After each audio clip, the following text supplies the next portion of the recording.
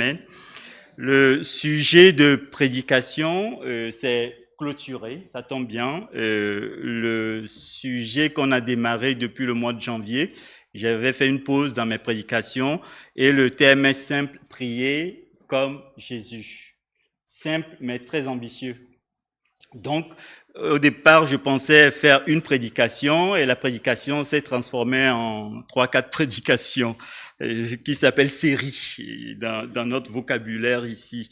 Alors, merci Seigneur pour les séries et cela nous laisse le temps de revenir sur les choses qui ont été déjà partagées et ce que le Seigneur veut mettre dans le cœur de ses enfants. Moi, je crois vraiment profondément, pas moi tout seul, mais avec les anciens, nous croyons, et beaucoup de frères et de sœurs, qu'il y a un temps nouveau pour la famille EBE. Un temps où l'Esprit de Dieu est en train de souffler. Un temps où l'Esprit de Dieu est en train de renouveler les vies profondément. D'abord, les vies spirituelles, c'est-à-dire la communion, l'union et la marche avec le Seigneur de tous les jours. Un temps où Dieu rend possible les choses qui étaient jusqu'alors impossibles. Parce que Dieu est vivant, parce que Dieu est fidèle, parce que les promesses de Dieu sont oui et amen en Jésus-Christ. Parce que Dieu ne change pas, il est un Père qui aime ses enfants. Et dans ces moments si particuliers pour la famille EBE, ces moments où nous voyons à la fois cette tension qui peut jouer dans nos cœurs, à la fois le désir de le servir encore plus et encore plus, et la tension des besoins, à la fois les besoins matériels, les besoins affectifs, les besoins de santé, les besoins où nous avons besoin aussi de vivre dans ce monde, cette tension, Dieu est en train de nous aider au travers de la prière à être plus que victorieux en lui. Amen.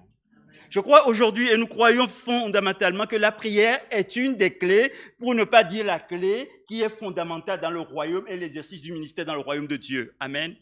Je crois fondamentalement que la prière ne doit pas être négligée par les enfants de Dieu, ni l'Église de Jésus-Christ. Amen.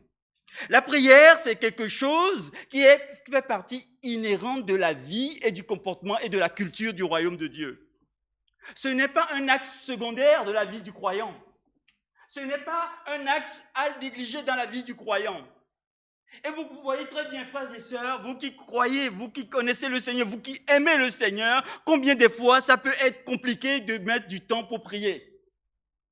Nous venons de terminer une semaine de croisade de prière. Ça fait des années que Dieu nous a conduits à la famille EBE à marcher comme cela, à mettre en place chaque mois une semaine consacrée dans la lecture, la méditation de la parole de Dieu. Et les frères et sœurs qui nous amènent, qui partagent avec nous, on voit combien Dieu oriente, dirige, fabrique, améliore, conduit, transforme nos cœurs et nos vies. Et si nous sommes là aujourd'hui, et si l'Église est en train de grandir, c'est simplement parce qu'il y a une œuvre profonde de Dieu par le Saint-Esprit au milieu de nous, parce que Jésus-Christ en a payé le prix.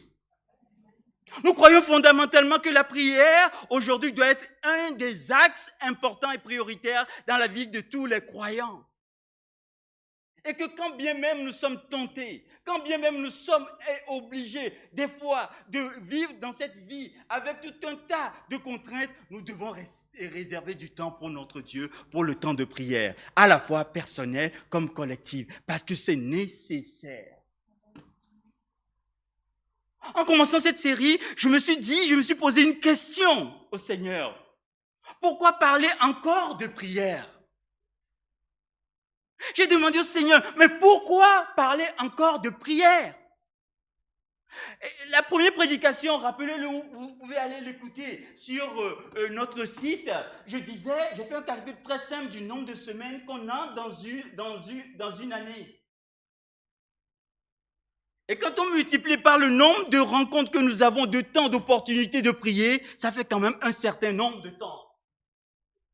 Alors je disais au Seigneur, alors que je pleurais devant le Seigneur, pourquoi y a-t-il encore des enfants de Dieu qu'on ne peut pas, qu'on ne voit pas au temps de prière?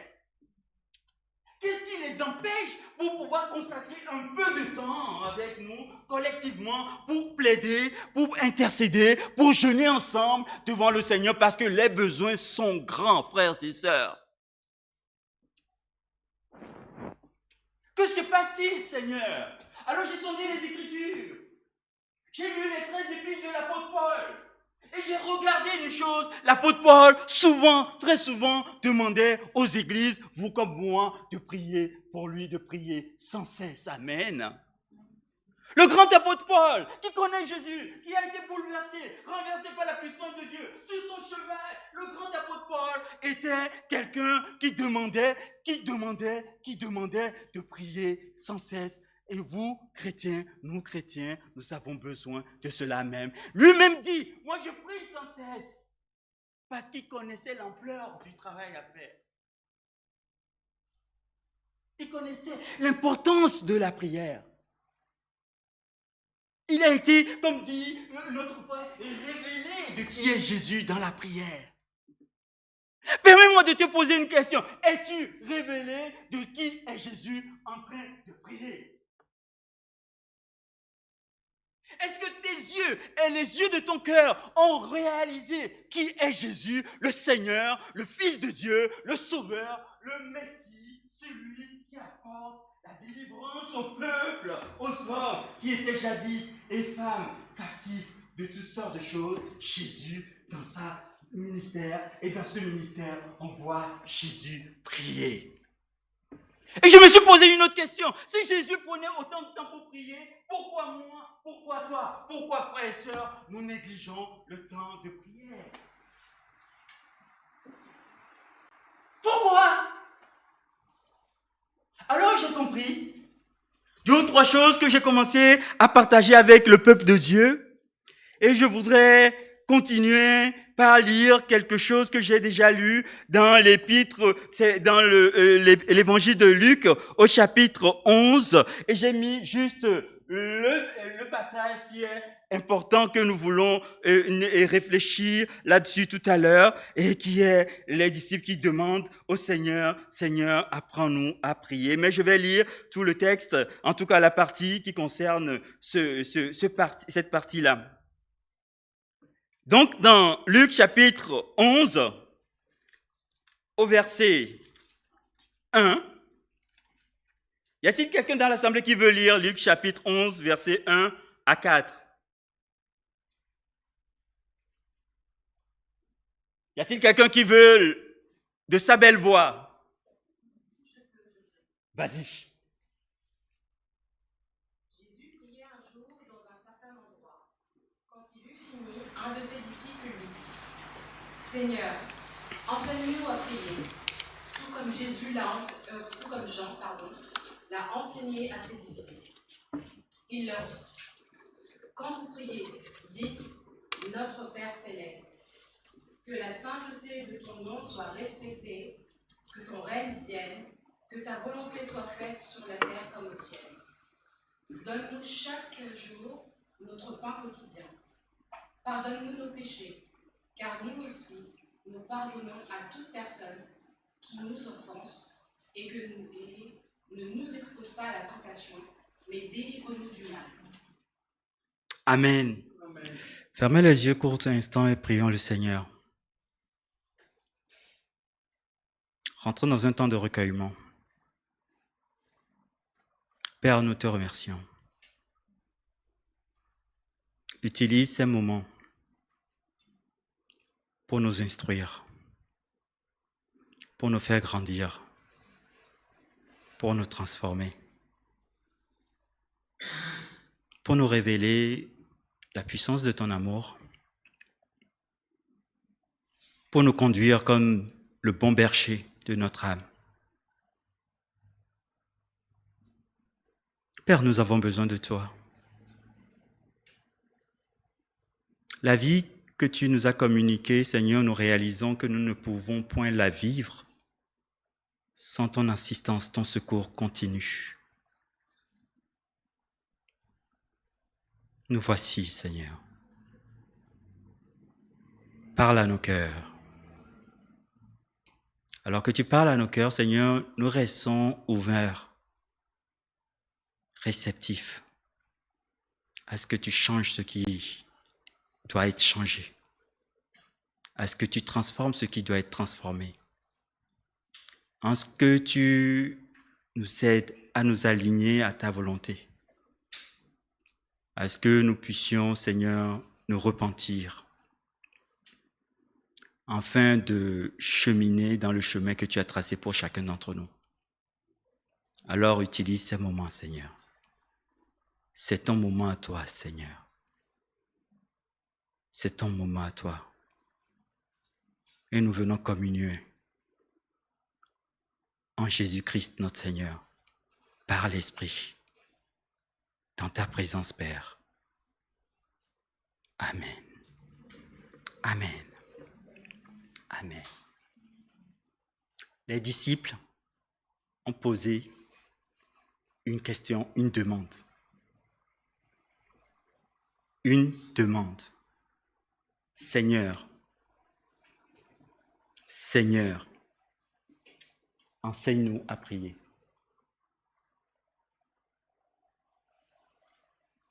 Je pense qu'on a besoin que le Seigneur nous enseigne.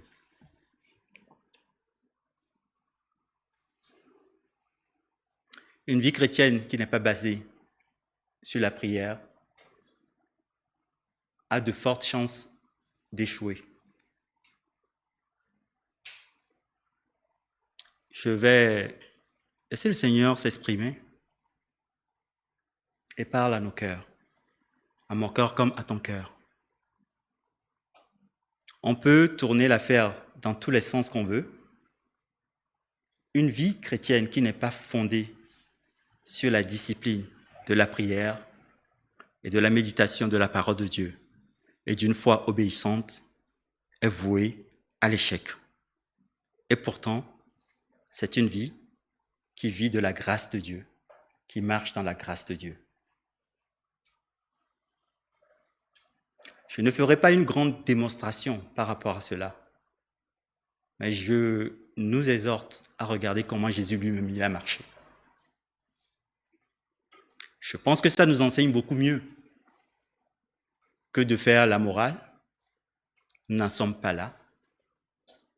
Que d'essayer de convaincre ou de forcer qui que ce soit à prendre conscience qu'il faut un réveil de la prière dans son cœur, dans sa vie, personnelle comme collective.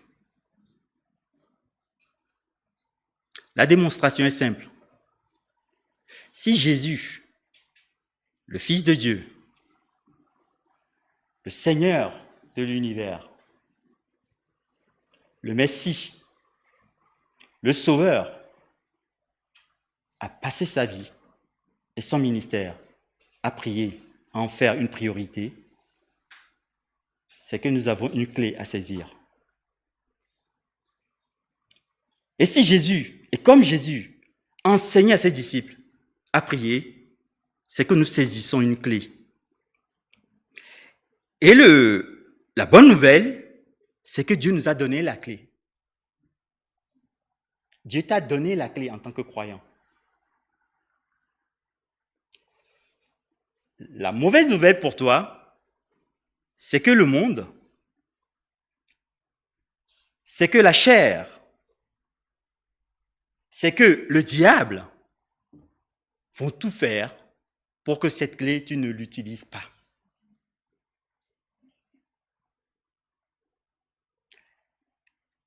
Ils vont s'associer pour te rendre inefficace dans l'œuvre de Dieu. Ils vont s'associer pour rendre l'œuvre de Dieu inefficace dans ta vie.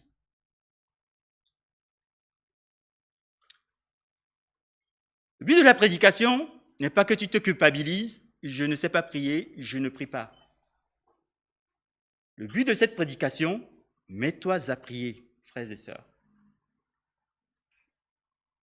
Lève-toi, mets-toi à prier. Il n'est pas une question, je m'adresse aux jeunes, plus jeunes, d'avoir 20, 40, 50 ans pour commencer à prier. Vous pourriez prier maintenant, jeunes gens.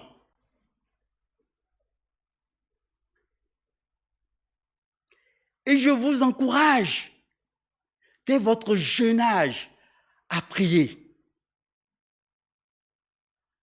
Afin que vous puissiez grandir dans la prière. Afin que vos oreilles soient affinées par l'Esprit de Dieu. Et que vos visions soient claires. il n'y a pas d'âge pour commencer à prier. Et les moins jeunes, je vous exhorte, Église de Jésus-Christ, à persévérer dans la prière, à marcher comme un modèle pour nos plus jeunes, à ne jamais laisser tomber l'endroit où se joue la destinée de vie d'hommes et de femmes. Les disciples ont vu Jésus. Les disciples ont vu Jésus faire des miracles. Les disciples ont entendu Jésus prêcher. Les disciples ont vu Jésus ressusciter. Mais quand vous lisez les Écritures, Frère Franklin disait tout à l'heure, on répète la même chose. Je l'ai déjà dit, je le dis encore. Les disciples ont demandé une chose au Seigneur. Ils n'ont pas demandé, enseigne-nous à faire des miracles. Ils n'ont pas demandé, enseigne-nous à guérir les malades. Ils n'ont pas demandé, enseigne-nous à ouvrir la mer comme Moïse l'a ouvert. Ils ont demandé qu'une seule chose. C'est ce que nous lisons. Seigneur, enseigne-nous à prier. Est-ce que c'est ta prière aujourd'hui? Est-ce que c'est ta demande aujourd'hui? Est-ce que c'est ce que ton cœur soupire, ce qui manque à ta vie aujourd'hui? Je connais beaucoup de frères et de sœurs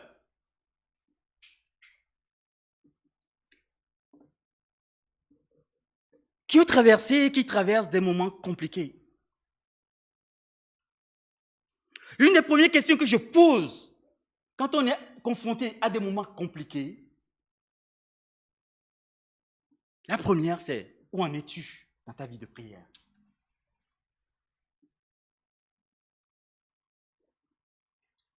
La deuxième question que je pose,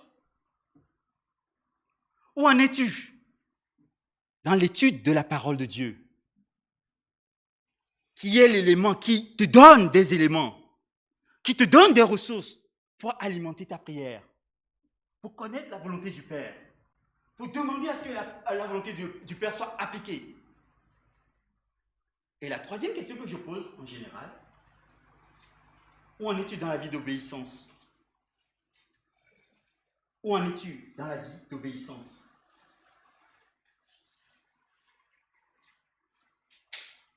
S'il y a conflit dans l'un des domaines, il y a souvent problème dans plusieurs domaines de notre vie. Pourquoi? Parce que nous ne veillons pas. Le Seigneur dit veiller et prier. Parce que nous ne veillons pas. Alors, l'appel de cet après-midi, l'appel du Seigneur cet après-midi, c'est que tu dois revenir aux choses les premières, aux choses les basiques.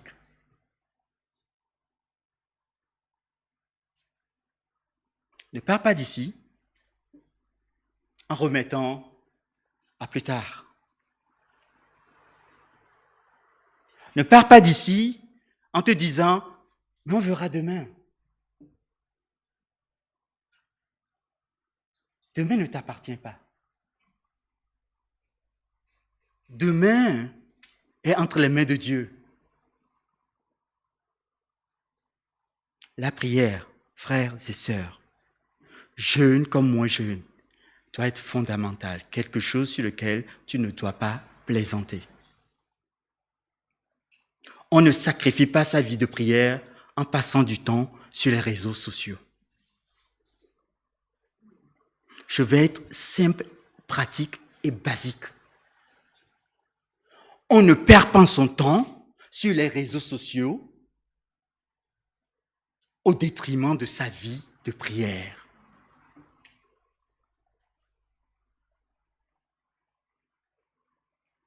Ne nous faisons pas mal à nous-mêmes. Jeunes comme adultes, Parce que le phénomène des réseaux, ce n'est pas que les jeunes. C'est vrai, ils sont plus exposés. Ils sont plus exposés. Mais nous, en tant qu'adultes, nous avons le même problème.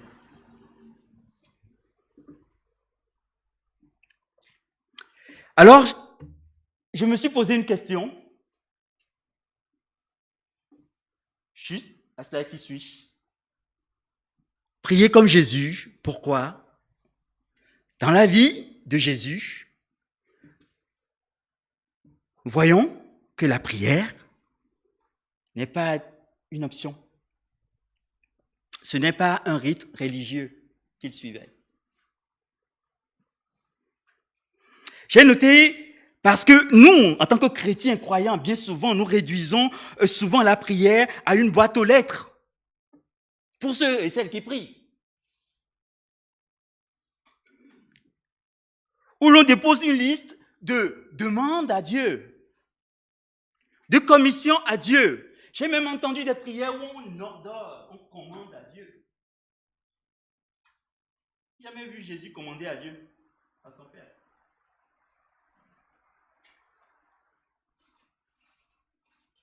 Et nous allons voir quelques passages pour illustrer ces propos. J'ai entendu des prédications, comme si c'était l'homme qui était le centre. Mais Dieu est souverain, mes amis. Il nous appelle à venir auprès du Père, à nous laisser orienter dans nos cœurs par l'Esprit de Dieu, cet Esprit. Et parce que la porte du Père nous est offerte, ouverte, accessible au trône, au nom du Seigneur Jésus. Nous venons dans une intimité. Nous venons dans une communion. Nous venons dans une relation renouvelée. Nous venons dans un dialogue et où nous parlons et le Père nous parle, et nous parlons et le Père nous parle.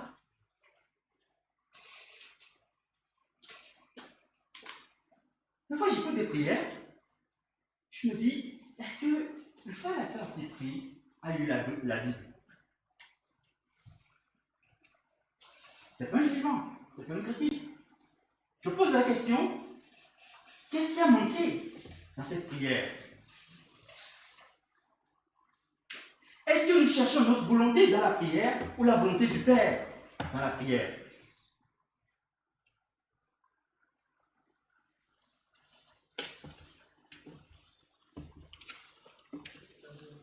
La prière pour Jésus, c'était son oxygène, son champ de bataille, son lieu d'intimité absolue avec le Père.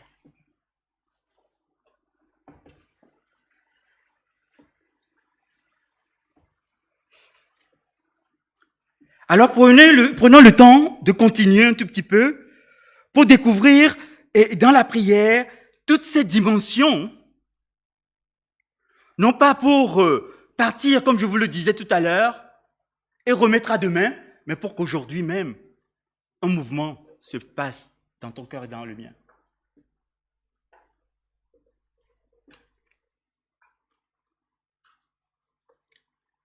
Tu as besoin de prier, frère et sœurs.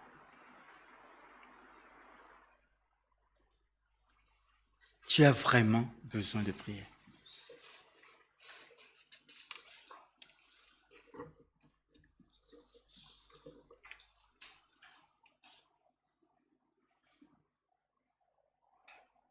Seigneur, enseigne-nous à prier.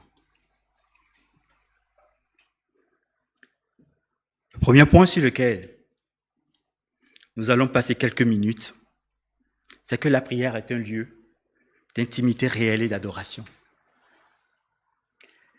D'abord, un cri de cœur.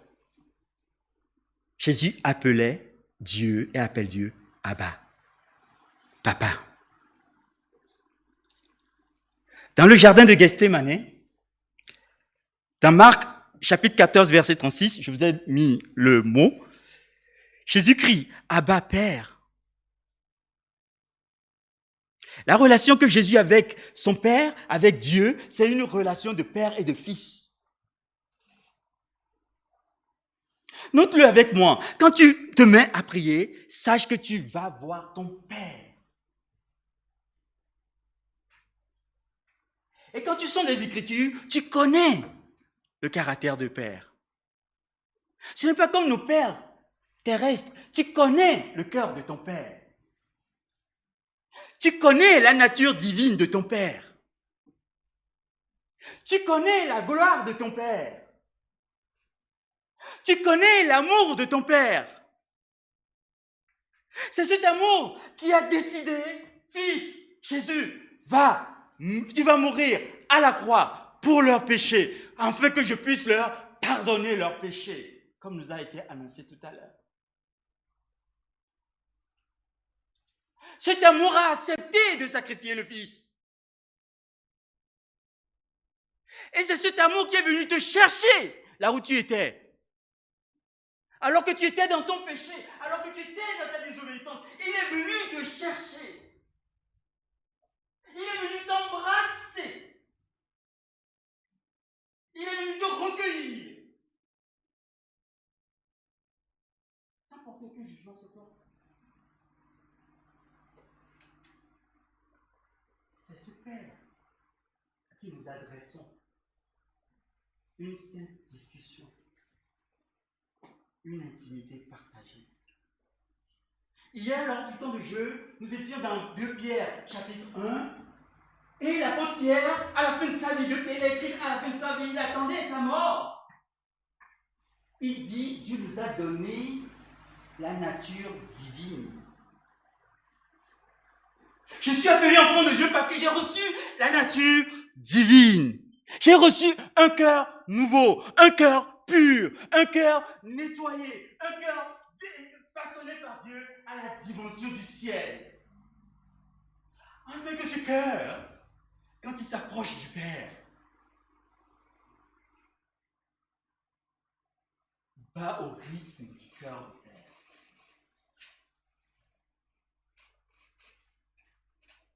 Alors Jésus pouvait crier, Abba, Père, Papa. Dans son temps de prière, est-ce que tu cries à Dieu, Abba, Père, Papa? Dans tes temps de prière.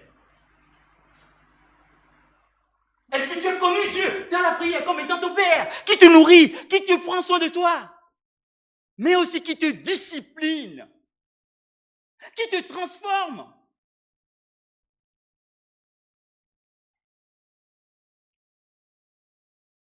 La prière, c'est aussi pour Jésus des temps de solitude.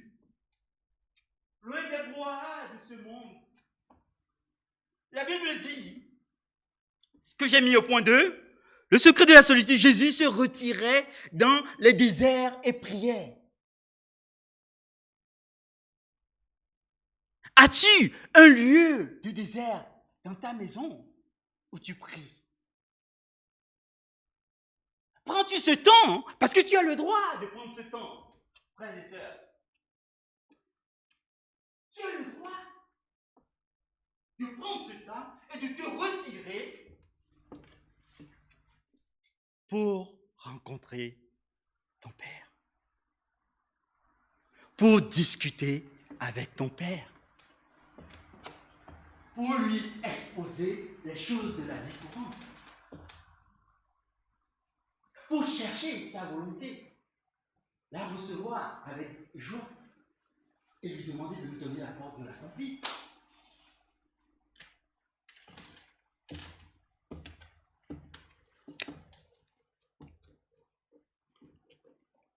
Le modèle de Jésus dans la prière, c'est un cri de cœur vers le Père qu'il aime, qu'il a toujours aimé, même dans les temps les plus difficiles. Le modèle de prière de Jésus, c'est de s'éloigner, de se retirer pour prier dans toutes les affaires de sa vie.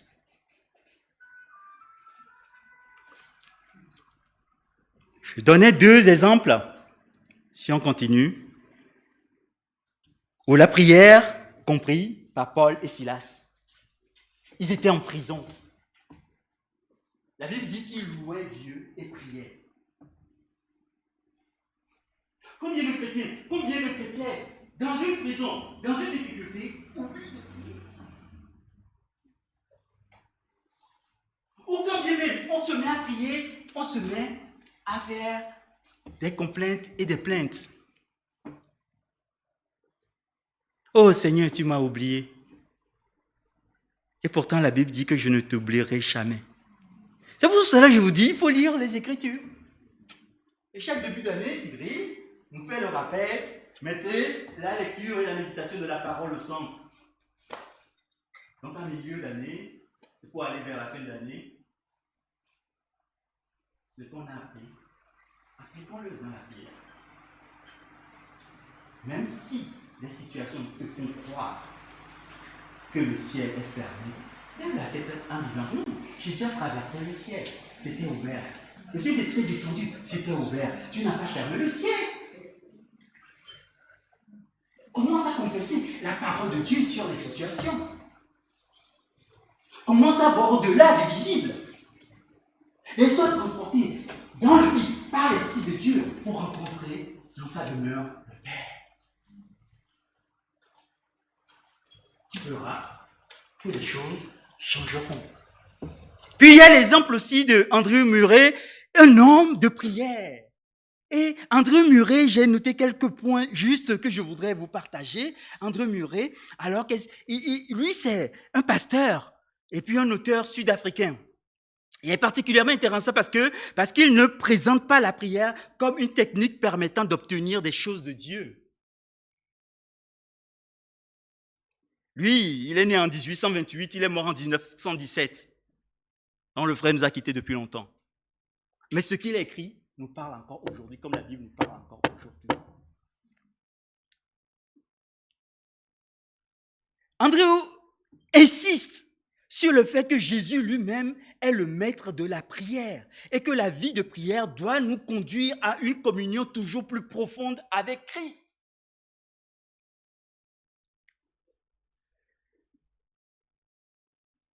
Le but de la prière n'est pas de considérer les dons de Dieu comme plus précieux que Dieu lui-même. Celui que je vais rencontrer dans la prière, c'est le Père.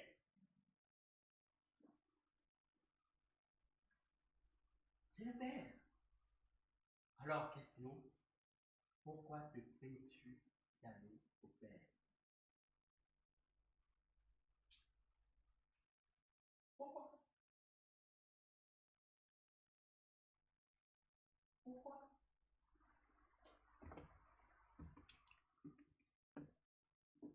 Jésus dit que ton nom soit sanctifié, que ton règne vienne, que ta volonté soit faite sur la terre comme au ciel. Ce qu'on a lu en introduction. Seigneur, enseigne-moi à prier. Comment l'appliquer? Très rapidement, savoir créer un lieu désert dans sa vie tous les jours, rencontrer le Père, dans le Fils par l'Esprit de Dieu, et prier. Recevoir du Père, communiquer avec le Père, c'est la meilleure chose pour nous. C'est notre part, c'est ta part, c'est la mienne. Ne nous privons pas. Deuxième point, qui est plutôt au niveau collectif, c'est restaurer la culture du Notre Père. Comme vous l'avez remarqué, Jésus a dit Notre Père. Il n'a pas dit mon Père, il dit Notre Père. C'est le collectif, c'est ensemble. Donc le temps de réunion collective est important. Et quand il disait le Notre Père, il disait avec l'assemblée des disciples qui étaient autour de lui, on est d'accord. Comment je peux dire Notre Père si je suis tout seul dans ma chambre? Je peux dire mon Père. Non? Logique. Non? Mais quand je suis en assemblée, je peux dire Notre Père. C'est le mien, c'est le tien, c'est le tien, c'est le tien, c'est le tien, c'est le tien, c'est le tien, c'est le tien. Et Jésus et le Père nous aiment du même amour qu'il a aimé le Fils. Je répète, mon frère, compris. Qui répète la Bible? Donc nous répétons tous la Bible. Du même amour.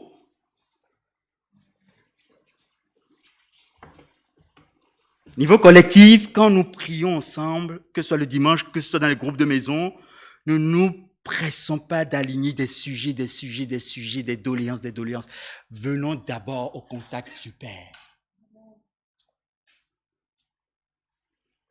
Prenons du temps pour l'adorer, pour considérer sa présence. pour commander à notre âme de se calmer des tempêtes de la vie, des blessures de la vie, et pour ouvrir notre cœur à la puissance de Dieu. Amen. La deuxième partie, la prière comme un lieu de combat, d'obéissance et de pardon. La prière n'est pas une bulle de confort pour fuir la réalité du monde. C'est pas juste, on va dire, j'ai un soupape de secours. Je vais retourner la poche. C'est le lieu où se gagnent des guerres spirituelles, où nos cœurs sont brisés pour s'aligner sur la volonté de Dieu. Je ne dis pas que dans la présence de Dieu, on n'a pas ce temps de restauration. Ce n'est pas ce que je dis. Mais ce n'est pas le but premier de la prière. Mon aide de Jésus, regardez avec moi, frères et sœurs, première chose, l'agonie de l'obéissance à Gethsémane, dans Luc chapitre 22, verset 42. Jésus prie, il dit, pas ma volonté, mais la tienne, ô Dieu, ô mon Père, ô Abba. Devant quoi? Il dit, Seigneur, Père, si cette coupe peut s'éloigner de moi, Seigneur, si tu peux le faire. Mais en même temps, dans cette tension qu'on voit, devant la mort, devant le fait que le Fils pur de Dieu va prendre le péché de l'humanité sur lui, être rejeté, être torturé, massacré, et dit, Seigneur Père, oh tu es pur, tu es saint, et tu m'as créé ainsi, et je vais porter toute la détresse du monde sur moi. Oh Seigneur. Et en même temps, je dis, non pas ma volonté, mais que ce soit la tienne. La prière ne cache pas la réalité.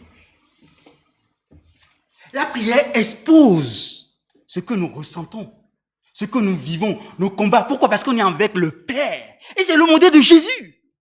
Et en même temps, quand nous exposons, ne nous laissons pas tromper par notre émotion. C'est ça le sujet. Pas ce que nous voyons. C'est pour cela que la parole de Dieu nous aide quand nous prions en disant, mais voici ce que je ressens. Voici ma réalité terrestre. Voici ce que je subis, Seigneur. Mais toutefois, c'est ce que toi, tu as dit, Père, qui va s'appliquer dans ma vie et dans ce que je dois faire pour toi, Père. Fais-le. S'il te plaît. Encore et encore. Pour ta gloire. C'est ça ma part. C'est ça ta part. La prière, j'ai noté, est un combat où notre chair doit mourir pour que le plan de Dieu triomphe. Deuxième point, l'arme contre les tentations, la tentation. Et on est tous tentés, frères et sœurs. Les mauvaises pensées, je ne sais pas s'il y a quelqu'un d'entre nous qui n'a jamais de mauvaises pensées. Nous avons tous, toutes des mauvaises pensées. Ça nous arrive. Ça nous bombarde à longueur de journée.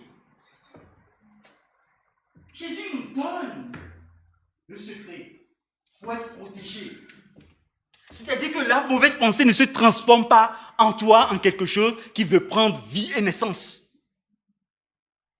Jésus prévient ses disciples endormis dans Matthieu. On est toujours dans le jardin de Gethsémane.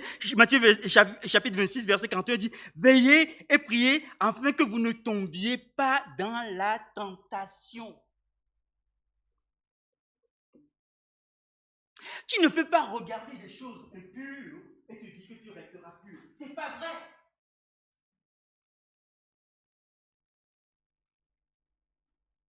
C'est pas vrai. La parole dit qui vous a ensorcelé, qui vous a menti, qui vous a détourné de la grâce. Tu ne peux pas passer ton temps avec des habitudes et des amitiés impures et demeurer pur. C'est pas possible. Tu as besoin de prier, tu as besoin de prier, tu as besoin de chercher Dieu, tu as besoin d'avoir le secours du Saint-Esprit. Tout le temps. Tu as besoin de Dieu, frères et sœurs.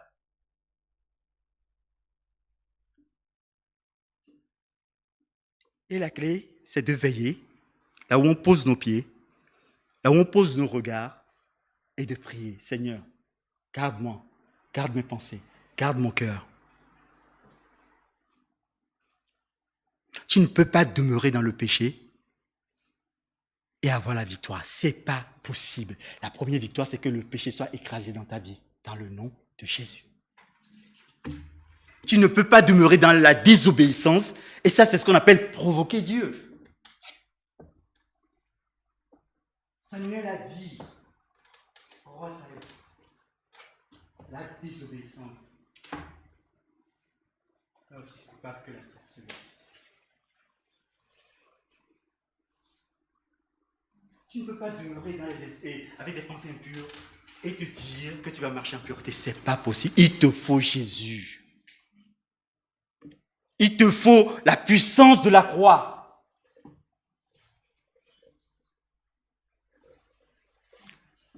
La prière, c'est aussi le lieu de pardon et de salut.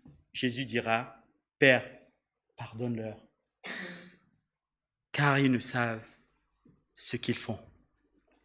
Dans Luc chapitre 23, 34, accomplissant ce pourquoi il était venu, ce pourquoi il a lutté dans le jardin de Gethsémane dont on parlait tout à l'heure.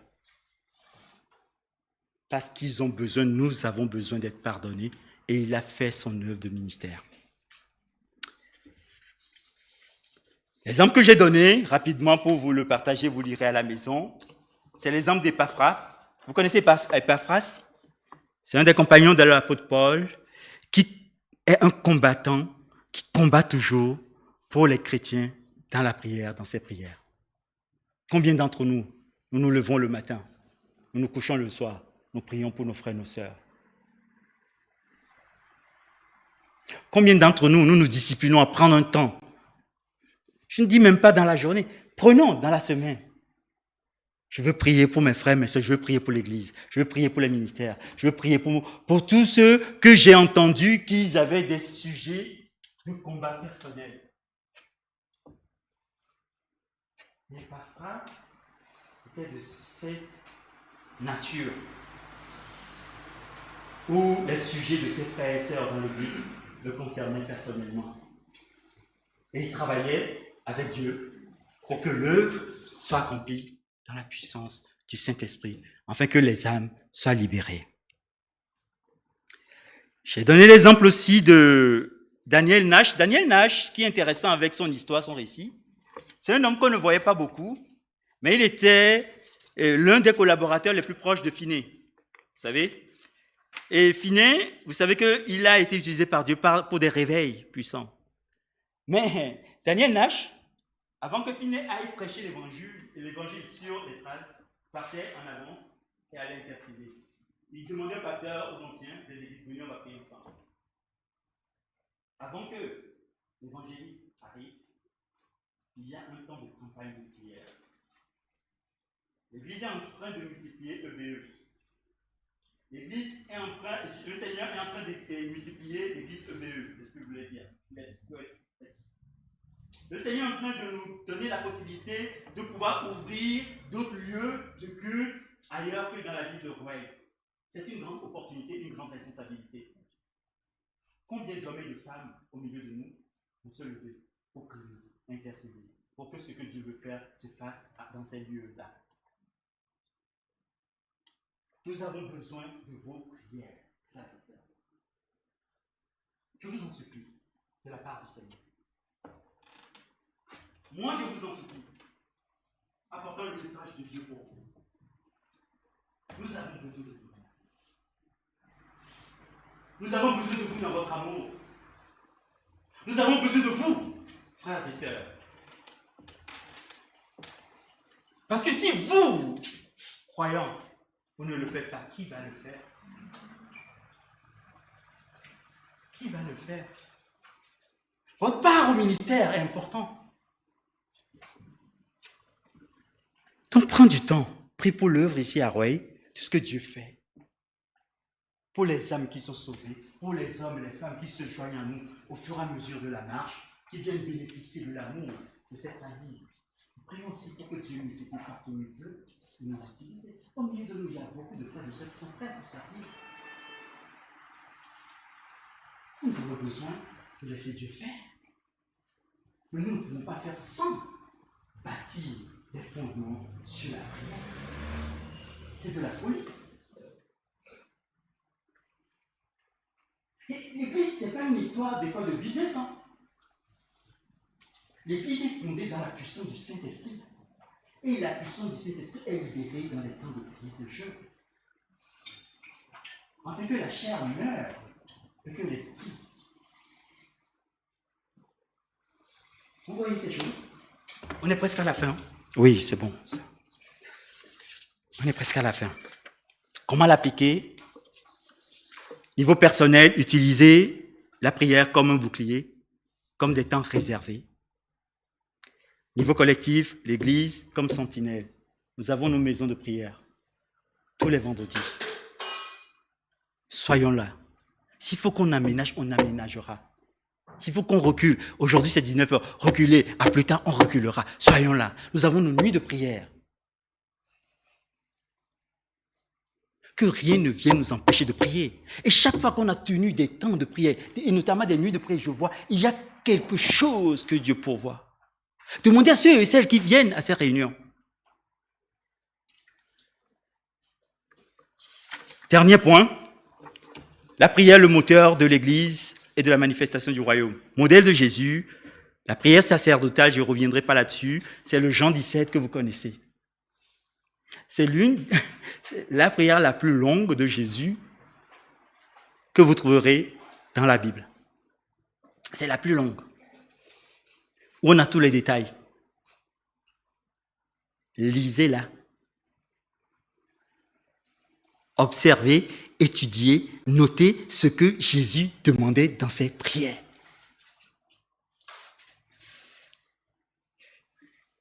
C'est les dernières heures de sa vie sur la terre. Regardez ce que quelqu'un qui sait qu'il va mourir dans quelques heures, dans quelques jours, dit. Quel testament il est en train de laisser pour l'Église? Tu en sortiras renouvelé puissamment. Ta prière sera totalement transformée. Jésus a prié pour notre unité en tant qu'Église. C'est pour cela que nous devons veiller à l'unité au sein de l'Église. Jésus a prié en disant, afin qu'il soit un, comme nous sommes un. C'est l'unité. L'unité dans la diversité. On est différents. Regardez nos frères qui viennent du Vietnam. Ils sont très différents de moi. Mais on est tellement pareils parce qu'on est tous citoyens du ciel. On aime tous le même Seigneur. Et quand ils sont là, ils sont des frères et des sœurs que nous chérissons. Saluez l'Église de Vietnam de notre part. Que vous soyez pleinement bénis dans le ministère. Vous nous avez envoyé votre fils, qui est un instrument de Dieu au milieu de nous, avec votre belle-fille. Recevez notre amour, notre affection dans le Seigneur et nos prières. Le Seigneur a prié pour notre protection. Préserve-les du malin. Le Seigneur a prié pour notre sanctification. Sanctifie-les par ta vérité. Et c'est ce que nous sommes en train de faire. Nous sommes en train de prêcher la vérité. L'autorité dans la prière collective. Deuxième point, Jésus nous a dit, prions en nous mettant d'accord sur des sujets. Mais les croisades de prière, c'est ça.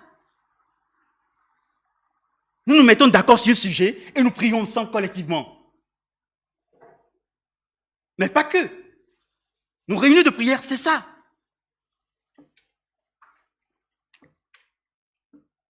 Le Seigneur nous enseigne également à décréter que ton règne, le règne de Dieu vienne, que ta volonté, la volonté de Dieu soit faite sur la terre comme au ciel dans Matthieu 6, 10, comme on l'a vu tout à l'heure. La prière collective libère la puissance du royaume, l'installation du royaume, le règne de Dieu. Et nous avons l'exemple du prophète Élie. Je ne tarderai pas là-dessus. Élie prie, le ciel est resté fermé sur la parole de Dieu. Pendant 3 ans et demi. À cause de la désobéissance du peuple. Quand le temps est revolu, Dieu lui a parlé. Élie a reprié, le ciel est ouvert. Vous croyez que Dieu a changé? Pourquoi vous vous privez de la prière, frères et sœurs? Pourquoi te prives-tu?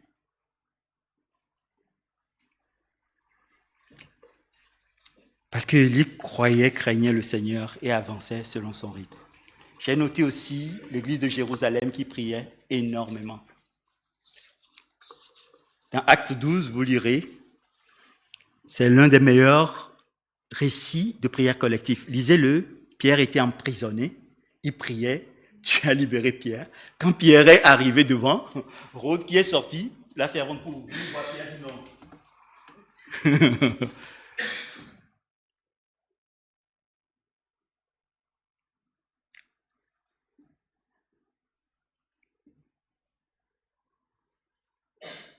Et quand Rhodes est allé dire à ceux qui prièrent, ils ont dit, c'est pas possible, Pierre ne peut pas sortir. Et pourtant, il prie pour que Pierre soit libéré de la prison.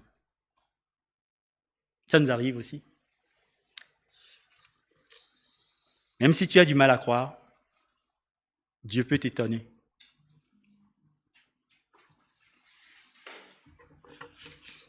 C'était la dernière partie que je voulais partager avec vous. Comment je l'applique concrètement, personnellement, prier au nom du Seigneur Jésus-Christ par l'Esprit, en s'adressant au Père. C'est notre Père. Au niveau collectif, pratiquer la prière en se mettant d'accord. D'accord sur ce que Dieu attend de nous. D'accord sur la volonté de Dieu. Ce n'est pas notre volonté, ce n'est pas ma volonté, ce n'est pas la volonté d'autrui, c'est la volonté du Père. Donc ça nous amène souvent à creuser les Écritures. Moi, des fois, j'entends les gens dire, le Saint-Esprit m'a parlé. Quand j'écoute ce qu'ils me disent, moi, ça me fait froid au dos. Je suis désolé. Parce que ça n'a rien de biblique. Et personne ne m'engagera dans une prière qui n'est pas biblique. Dieu est un Dieu d'ordre. Des fois, nous confondons nos émotions, nos sentiments avec la volonté du Père. Si ça arrive, ce n'est pas grave, ne te blâme pas. Mais fais comme Jésus. Toutefois, que ce ne soit pas ma volonté, que ta volonté soit faite. Est-ce que le Père a blâmé le Fils? Ça nous arrive, ça m'est arrivé, ça m'arrivera probablement encore, où mes émotions dépassent.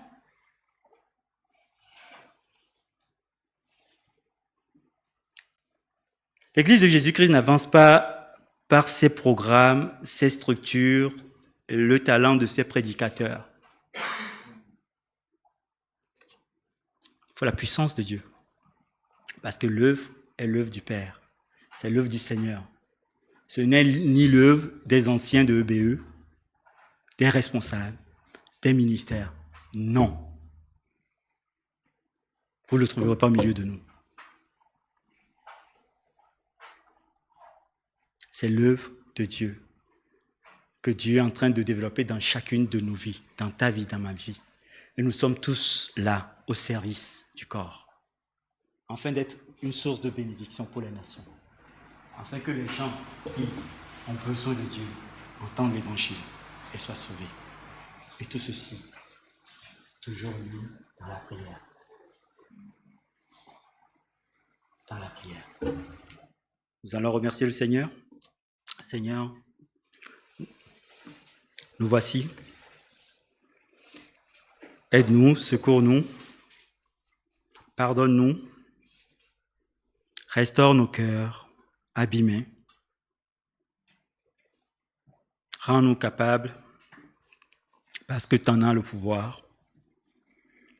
Nous soumettons notre volonté à la tienne, Seigneur. Répands sur la communauté un esprit de grâce, un esprit de supplication, un réveil dans la prière, individuel comme collectif. Nous ne voulons pas regarder à nos échecs passés. Nous ne voulons pas regarder à nos limites passées. Ce soir, tu nous parles pour que nous regardons à toi. C'est à toi que nous regardons, Seigneur. Enseigne-nous à prier, Seigneur. Enseigne-nous à écouter ta voix. Enseigne-nous à voir ton royaume se manifester parmi nous. Enseigne-nous à plaider pour les âmes perdues. Enseigne-nous à veiller sur nos frères, nos sœurs dans la prière. Enseigne-nous à t'aimer plus que tout, à demeurer dans ta présence, dans ton amour. Enseigne-nous, Seigneur.